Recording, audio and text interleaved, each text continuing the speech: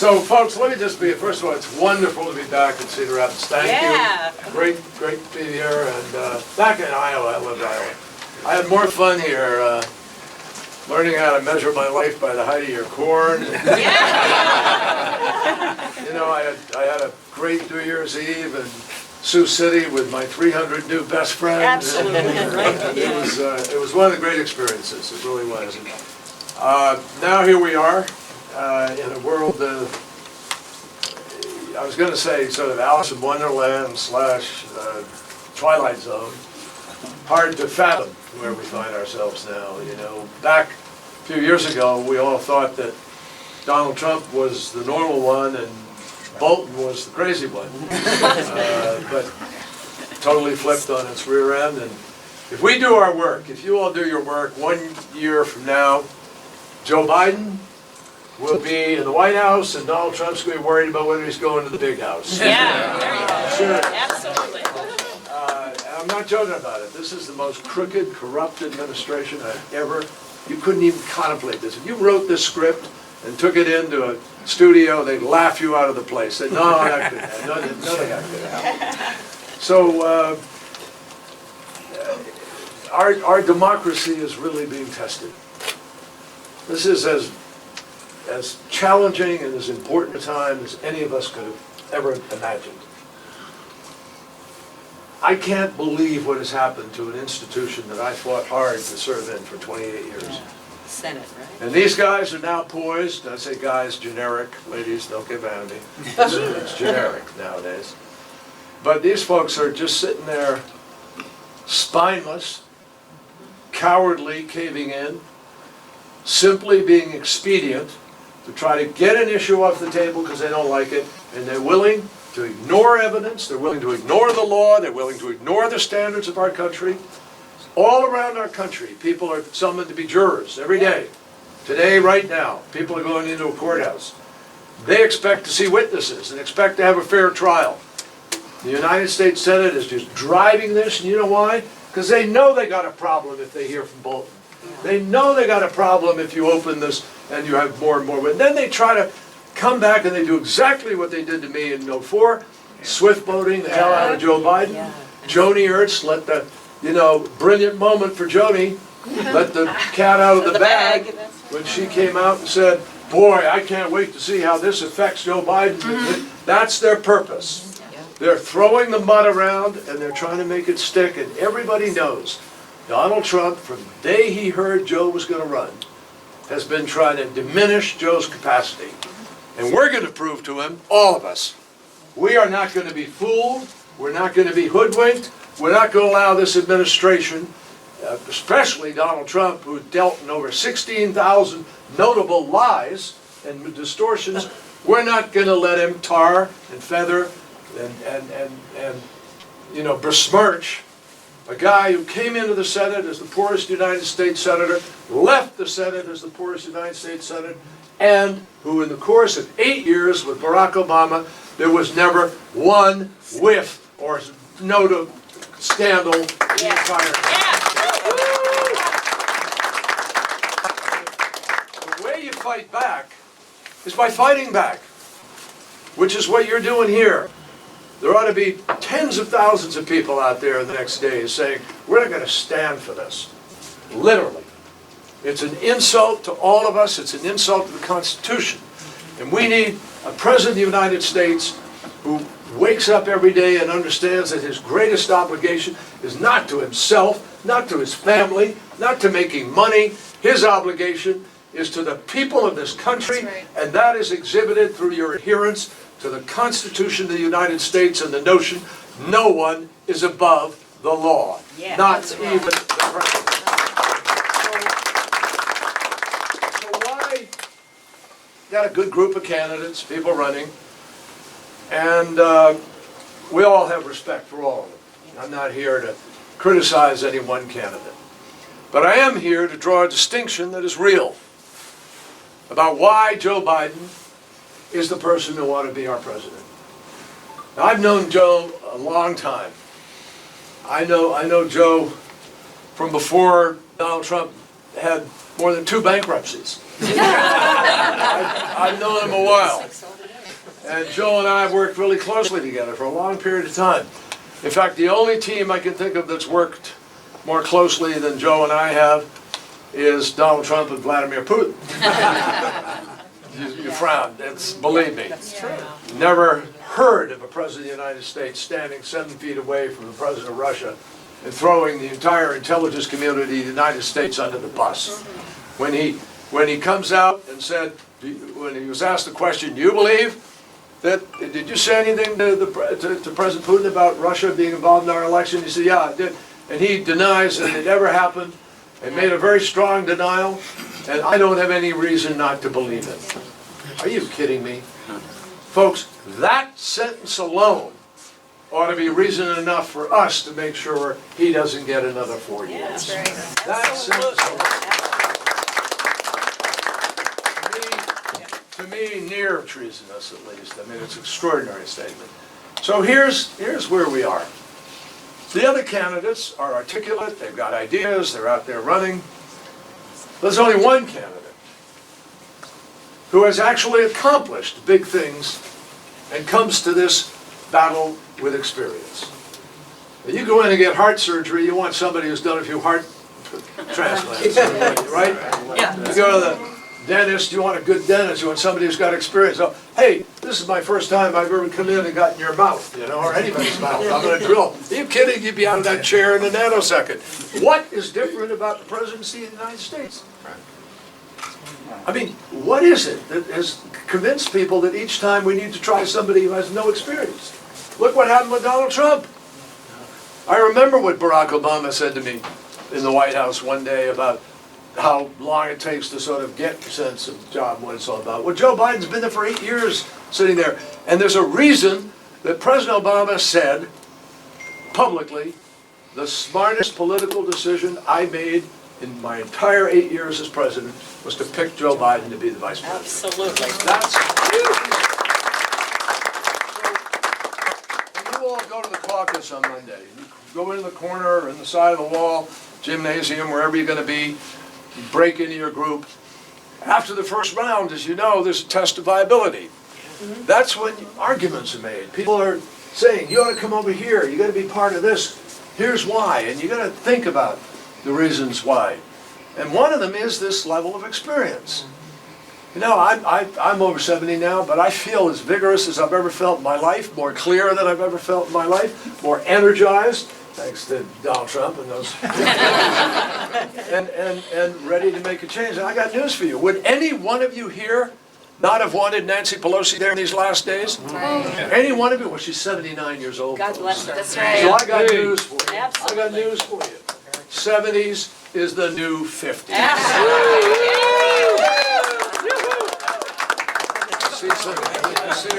I see a couple of 70s smiling. So folks,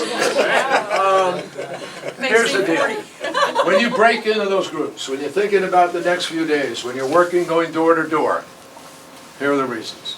Number one, Joe Biden is the best positioned to win. He is from Scranton, Pennsylvania, born there, moved to Delaware. His father could find a job in Delaware.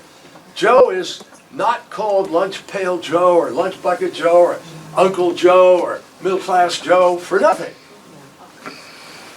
He's fought for the middle class all his life and for people trying to get into the middle class. Those are the democratic values. This man has as progressive a record as anybody in this race. And the difference is he's gotten things done. He was the guy who wrote and was thoughtful enough to put together the Violence Against Women Act and change life for women in America. I was a prosecutor then. I know what that did. You know, we started rape counseling programs because of it, victim witness programs, so women wouldn't be twice victimized, once from the crime and then again by the system. Makes a difference. Joe did that. Joe took on the NRA, passed the assault weapons ban. Now, I know Iowa's a place that people hunt and cherish the Second Amendment. So do I. I believe in the Second Amendment. I live by the Second Amendment. And I'm a gun owner and I'm a hunter. But I'll tell you this, as a veteran of a war where I was taught how to use the assault rifle, I would never contemplate going out and shoot a deer with an AR-16 or something. You don't do that, folks. Right. So what's gotten into us that we can't be reasonable people and stop these school shootings and make guns of weapons of war with big clips not so available? We could be smarter. Joe Biden, when this country's economy was in the tubes, 2008, downsizing of dreams, downsizing of wages, people lost their homes. We're still working out of that. And the fact is, that's part of the anger that brought us Trump. Because people thought, oh my gosh, he's going to help me. No. Now maybe, hopefully, people are beginning to learn that that's not true when $1 trillion of tax cut goes to the upper 1%. So we got a lot to explain, but Joe Biden's the best person we have because he's lived it. He knows it, and people know this about him. Secondly, look at the map. There are states that we can win this time that are up for the fight. Colorado, Nevada, Arizona, North Carolina, Virginia. And if you go back and think about the last race in 2018, only Joe Biden was asked to go campaign in tough congressional districts. Only Joe Biden was the one that actually went out and helped us win back the House because those candidates didn't want the other guys around. Now that's a major thing, folks, because if you're going to govern this nation, you've got to win the House. You've got to win the Senate. You can't do anything but talk if you don't. And there's one candidate in this race who has proven his chops when it comes to being able to have coattails. And we got to have a candidate who can have those coattails this time, who doesn't scare the other side of America, who brings people to the table. Third, when it came to the effort of governing, where did President Obama turn when he needed to get votes for the health care bill? We accomplished something that every president since Harry Truman has tried to accomplish. They never did. But now, people all over this country have health care and the ability to get health care because of what Joe Biden and Barack Obama did, working the floor, working the votes, bringing them on board, and ultimately doing something that we now proudly call Obamacare. What does Joe Biden want to do? He wants to make sure everybody's got coverage, but he's not going to kick 150 million Americans off of their health insurance. Think about that. You think you're going to win Michigan? I won Michigan. I won Wisconsin. I won Pennsylvania. I know what it takes to go out and do that. And I'm telling you, those auto workers and some of those folks up there, they're not going to vote for somebody who's telling them that their wonderful health care that they got through their union is suddenly they're going to have to give it up and go on to something they don't even know what it is. Not going to work. Nor can we pay for it. Yeah, that's the big thing. 21, 23 trillion, whatever the heck it is. So folks, got to get reality into this race. Third reason. Once you're on the governing, I've talked about how you've got to govern, but here's the deal. We're not just involved with ourselves. We're the leader of the free world. And I have news for you. As the ex-Secretary of State under Obama, I went to 91 countries in the span of those 4 years, and I traveled over 1.5 million miles. I negotiated the Iran nuclear agreement. I negotiated the Paris agreement. I know what I'm talking about. I can tell you that the world is coming apart. Countries are in trouble. Europe is in trouble. Look at this today. Brexit. Right here today. Europe losing Great Britain. You got Italy churning, Salvini, you got Orban, a hardline authoritarian despot in Hungary. You got, I mean, this is ugly. And you got Putin and Xi working overtime to advance the narrative that this century is the Chinese century, this is the Asian century, this is the Russia century. And they're both literally, I've heard it, out there saying the United States of America is in decline. We're not building anything, by the way, in America. We're not doing our infrastructure. We're living off our grandparents and our parents. There's a whole bunch of things we ought to be doing. Investing in the energy future of our nation. Why? Because energy is the solution to climate change. And if you do the right thing in energy policy, as you do in Iowa, there are a lot of places I've driven by, big You know, turbines of air, wind turbines and so forth. That's the future, folks. It is now so much cheaper to have solar than coal, but we don't have an administration that's grabbing it, moving to advance America's interests by being the leader of the world. Joe Biden has a plan to do that. He has the experience to do it. He has the relationships around the world. And if you don't think what Joe understands, and I saw this when he was chairman of the Foreign Relations Committee, I saw it as vice president. Joe Biden has the relationships to immediately reach out to the leaders of another country and be able to get them on board. Then, I'll just tell you how it works, human nature. You get a new president, a whole lot of people say, well, what's that? What's he or she like? What are they like? Wow, you know, I got to meet that person. Yeah, but the months go by because you can't meet that many people. You go to a few meetings. Well, can I really trust this person that they're going to do what they say they're going to do? Or do they know what they're doing? Are they savvy enough to know what the implications are for my country, for me? Those are the questions that go through people's head. And I'm not in trouble, right? So thank you very much. So, my friends, Joe has first-name relationships with people all around the world. They've worked with him as vice president, as chairman of the Foreign Relations Committee. That will advance the cause of our nation. And I'll tell you, I've worked on climate change for 35 years. And the scientific evidence, the feedback loops that are now showing us what happens as things deteriorate are getting far more intense. They're coming back faster and bigger than the scientists predicted. You all have seen it in floods. Of course, Cedar Rapids really understands floods. Plus, we've seen it in the fires, the mudslides, the droughts, the intensity of the storms. And we see it in changes. I mean, the ocean is changing in its chemistry more than it has in 50 million years. We're seeing feedback loop of methane, which is coming up where you have the melting of the tundra, of the permafrost, so that methane is 20 times more damaging than CO2.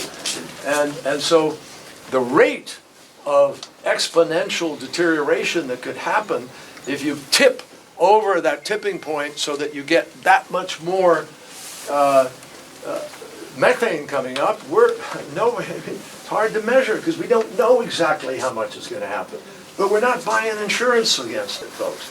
You buy insurance for your health, you buy insurance for your home, you buy insurance for your car, but we don't buy insurance for the earth and for ourselves as a nation. So it is time to fight back.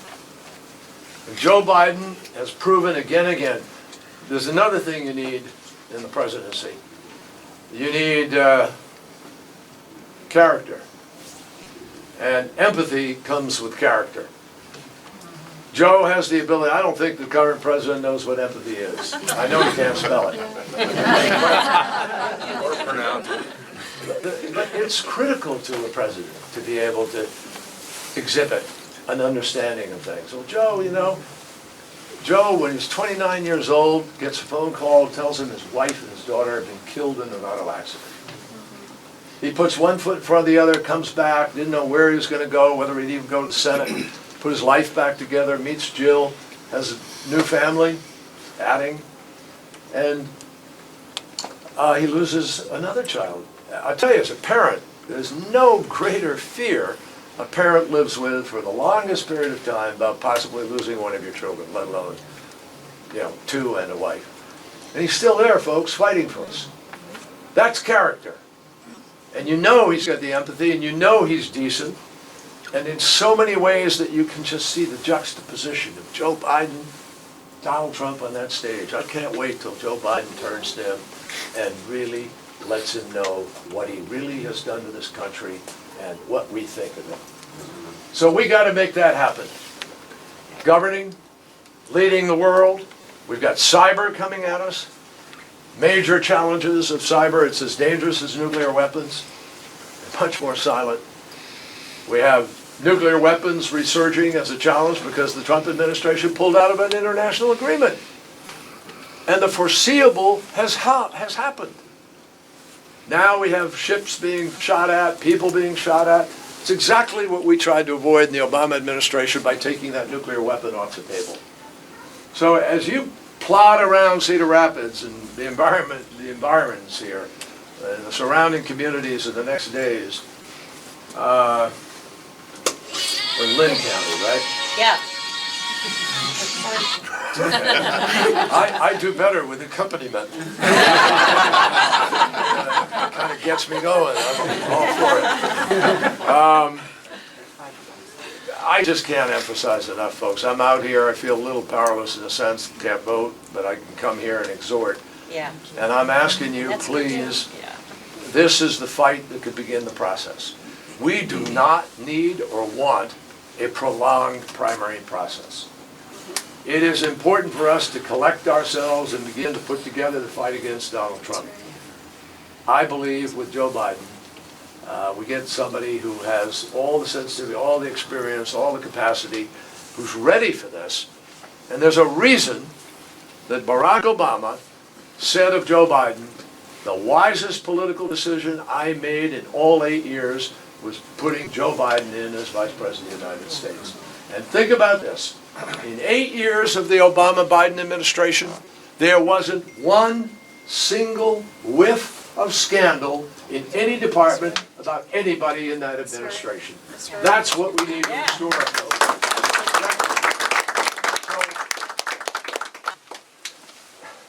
I'll close by I've gone on too long probably, but I you know, not every day you get out to Iowa and you cry, get revved up. Political juices running. Yeah. Our democracy is genuinely troubled, and we are an experiment. I want you to think about that. The United States of America is an experiment. We're 300 whatever years old. But there was a reason Benjamin Franklin walked out of Constitution Hall when he came down the steps late at night when they'd finished their work on the new Constitution. And a woman shouted at him from the crowd, "Tell us, Dr. Franklin, what do we have? A monarchy or a republic?" And he shouted back at her, "A republic, if you can keep it." If you can keep it. He said that to us. Not just 100, whatever, you know, not just back in 1787. He said it to us right now.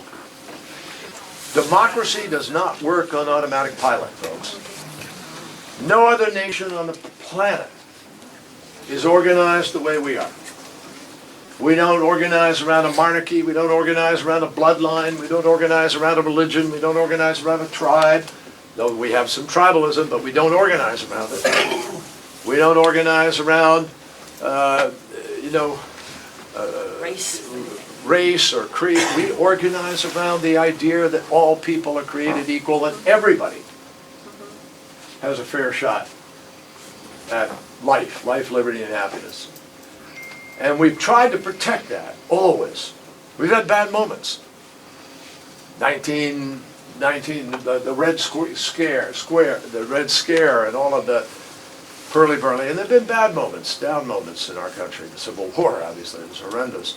And that was a fight to get rid of, you know, we had slavery written into the Constitution before we wrote it out. So we have fought for hard things here in this nation. Now we're fighting for survival in many ways on planet, as well as the legitimacy of our governance. Yeah. And that's a big fight. Not every generation is called on to make that fight. So I ask every single one of you to redouble your efforts. You get 3 days here, and it makes all the difference in the world, but people have got to come out. Now I'm going to look at the young folks here. Thank God you're here. But let me say to you, and I was once one of you. When I came back from Vietnam, first thing I did was become part of Earth Day, 1970. We brought 20 million Americans out of their homes, and we made a powerful statement to the nation that we didn't want to live next to a toxic waste site. We didn't want to live next to a dump, or live in a city where you can't see from one side to the other, which was what Los Angeles and New York were like back then. People And the forget. rivers were on fire. Rivers, the Cuyahoga River in Ohio used to light on fire just from the filth and detritus in it. So what did we do? We brought the 20 million people out of their houses and we turned it into a political movement. We tapped into the reality of politics. We designated the 20 worst votes, the 12 worst votes in the Congress. And we went out and tried to beat them. And you know what we did? We defeated 7 of the 12. You know what happened after that? We passed the Clean Air Act. Safe drinking water, marine mammal protection, coastal zone management, endangered species, and we created the Environmental Protection Agency of the United States of America. That's what we did. Then everybody went home and said, hey, we saved the environment. No, not from a guy like Trump who's getting rid of tailpipe emissions controls, exhorting us to have more coal. I mean, this is craziness. And so, here's the deal. That's why I singled out the young folks here. Every major moment of revolution in our country, of transformation, of improvement, Civil Rights Act, women's advances, though we didn't get as far as we wanted with the Equal Rights Amendment, but we've broken, through Title IX, a lot of other things. The environment movement, the peace movement. All of these things came out of, frankly, the extraordinary hard work and commitment of young folks. In New Hampshire in 1968, Lyndon Johnson was told by young people, you can't run for president again. How? Because they went up there and knocked on doors, convinced people, put out leaflets, and Lyndon Johnson saw Gene McCarthy get 44% of the vote. He didn't even win. But it was enough for Lyndon Johnson to say, I can't run for president. My God, look at this. So, in 2016, when Donald Trump ran for president, only 55.6% of eligible voters in America came out to vote. 55.6%. When I ran, it was 60.1 or something. When Obama got elected 4 years later, it was 63.7%. You get the drift. We come out, we win. In the last election, 2018, the youth vote went up. But you know how many young people between 18 and 25 voted in 2016? 19%. Are you kidding me? And do you know how many it went up to in 2018 when we won the House back?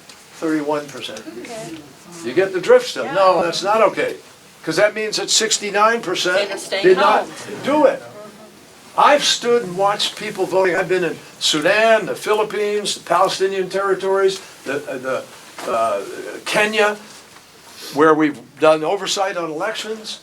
And I've gone up to somebody in Sudan, standing in the hot sun, been there for 12 hours. I said, I'm sorry you have to wait a few hours to go vote, because we were the monitors.